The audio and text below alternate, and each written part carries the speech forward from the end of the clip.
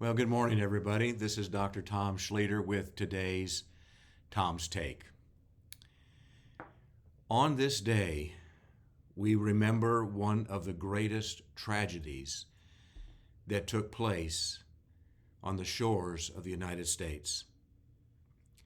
23 years ago, the towers in New York City, the Pentagon, and then an attempt possibly against the White House, which ended in the fields of Pennsylvania, took place as a great attack against our nation. It devastated us, but it also caused us to come to a great resolve in making sure that we would never see this again and that there would be a great turnaround out of this defeat towards bringing victory to our nation. We cannot forget that day.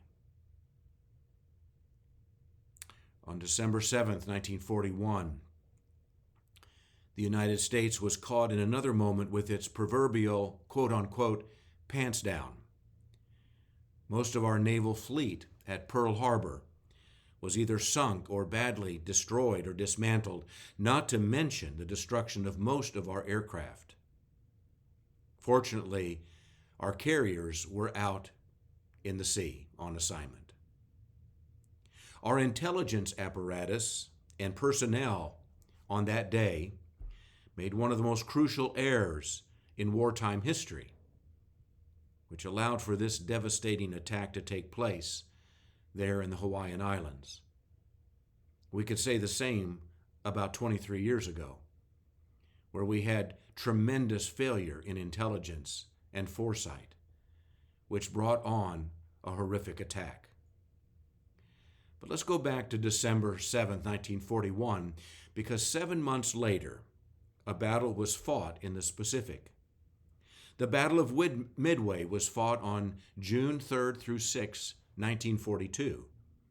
It was a World War II naval battle fought almost entirely with aircraft that was taking off from our carriers, in which the United States destroyed Japan's first-line carrier strength, sinking most of their carriers, and most of its best-trained naval pilots. A great turnaround had taken place. I'm mentioning that battle because there was a certain airplane that was used during that battle, which has always been something that I have focused on, even in my prayers. It was called the Douglas SBD, or the Dauntless. It was the principal U.S. Navy fleet bomber of early World War II, and it was capable of carrying bombs or depth charges, and particularly successful as a dive bomber. If you've watched any movies or videos or retakes from World War II scenes, these were amazing feats as these bombers dove towards their target from thousands of feet up, undergoing the greatest of anti-aircraft fire and shrapnel and everything else that was flying at them. Not many made it. And it was the name of that bomber that not only is important, but it was the name also given to those who flew it. Dauntless.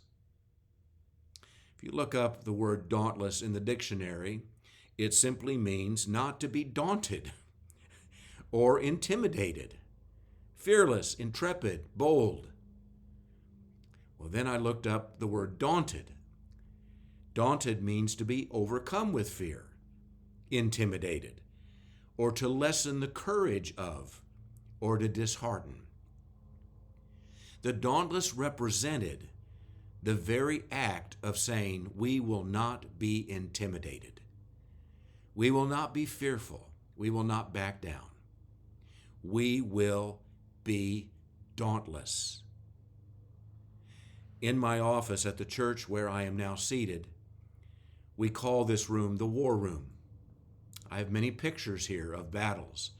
You've probably seen them before when I am in this room doing these Tom's Takes. But in this room, I have a model of the Dauntless bomber. It is there to remind not only me, but all of us as warriors of the ecclesia, of the spirit that we need to have in this hour. Even though we are surrounded by such great evil, and it looks as though we might be defeated, we will be dauntless. And our decrees will cause the turnaround, the victory, and the release of a great awakening. On this memory day, remembrance moment of 9/11, 2001, or as we remember what has taken place there at Pearl Harbor, or what took place at Abbey Gate there in Afghanistan, or any other place where it looked like evil or darkness had overcome and taken control. We can go back through history of many moments, whether it's Valley Forge or whether here in Texas the fall of the Alamo, and say there's no way. There's no way we can overcome, especially there at Midway, where all we had was a small number of bombers and other planes that we could take down an enormous power of the Navy of Japan. But a dauntless spirit in each case, a spirit that said we're not going to be intimidated, we're not going to be fearful, we're not going to back down. We are people of faith. And it's not just faith in our own strength, because in all those cases, there was nothing there for us to depend upon. Nothing at all, except God. Well, we're in one of those seasons, but God. And there needs to be a release over us of a dauntless spirit that will say to the enemy,